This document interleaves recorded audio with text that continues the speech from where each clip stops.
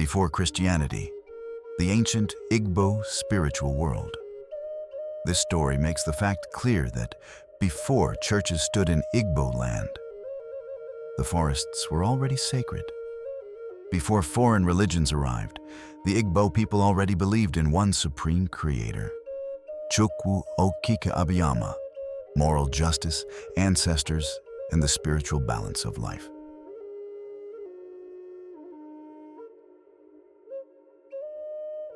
Long before colonial rule reached present-day Nigeria, the Igbo people had built a deep and complex spiritual civilization rooted in nature, morality, community, and the unseen world. To the ancient Igbo, the universe was alive. The ancestors still watched. Actions carried spiritual consequences, and every river, tree, market, and family lineage possessed sacred meaning. The Igbo called this ancient spiritual system Odinani. It was not merely a religion. It was a way of life. The Supreme Creator, Chukwu. At the center of Igbo spirituality stood Chukwu, the Great Spirit, the Supreme Creator, the giver of life. Unlike many assumptions made by early Europeans, the Igbo already believed in one supreme divine force before Christianity arrived. Chukwu was believed to create all things, govern destiny, reward justice, and maintain balance in the universe. The Igbo also believed that human beings carried a divine spark called chi, a personal spiritual destiny. A common Igbo proverb says, "Onye kwe, chi ya ekwe."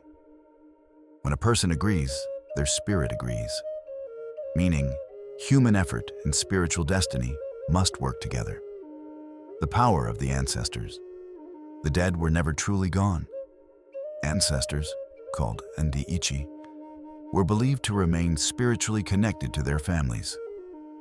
They protected descendants, punished evil, blessed the righteous, and preserved family honor. Every compound respected the ancestral lineage. Offerings were made, kola nuts, palm wine, prayers, and sacrifices during important ceremonies. To dishonor one's ancestors was considered a terrible spiritual offense. Sacred forests and shrines.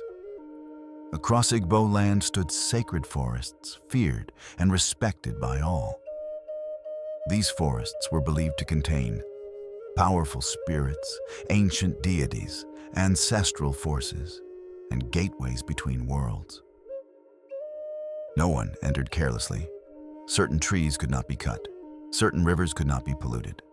Some forests became spiritual courts where truth was believed impossible to hide. Sacred Igbo forests and shrines ate the earth goddess, Emiom and Inon, Idron, Ailon.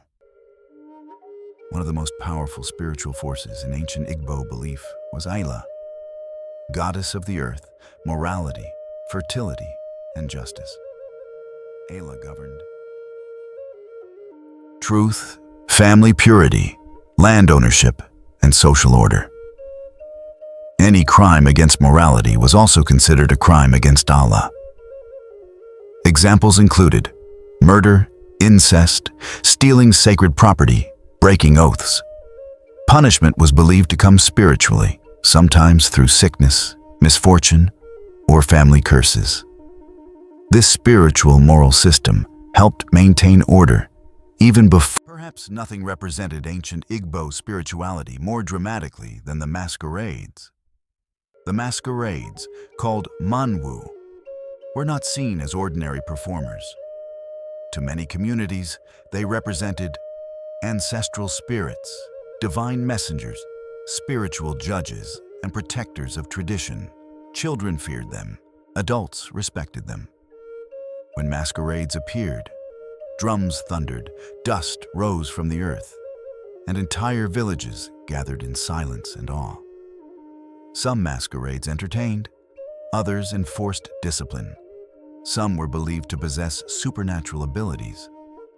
Igbo masquerades and spiritual festivals, divination and the spirit world. Ancient Igbo spiritual leaders were known as dibia diviners, healers, herbalists, and spiritual mediators. The dibia understood herbs, spiritual rituals, symbols, dreams, and ancestral communication. People visited them for healing, fertility, protection, guidance, and conflict resolution. The arrival of foreign religions. Then came colonialism. Missionaries arrived. Christianity spread rapidly. Many ancient shrines were destroyed. Sacred forests disappeared. Traditional priests were condemned. Generations grew up believing their ancestral spirituality was evil or primitive. Yet despite this, many Igbo spiritual traditions survived quietly. Respect for ancestors. The modern return to identity. Today, many young Igbo people are rediscovering their heritage, not necessarily to abandon modern religion, but to understand who they are, where they came from, and the wisdom hidden inside ancient traditions. Historians, artists, filmmakers, and scholars are now exploring Odinani philosophy, Igbo cosmology, traditional governance, and spiritual symbolism. Because a people without memory risk losing themselves. Conclusion: ancient Igbo spirituality was never merely about rituals. It was about balance, honor, truth, community, destiny, and respect for both the seen and unseen worlds. The forests may grow quieter now. The shrines may fade, but the spirit of the ancestors still echoes through Igbo land, and the story is far from over. The world may have called them primitive, but hidden inside Igbo tradition was a spiritual system built on morality, balance, destiny, and deep respect for life itself. Perhaps the ancestors were never truly forgotten.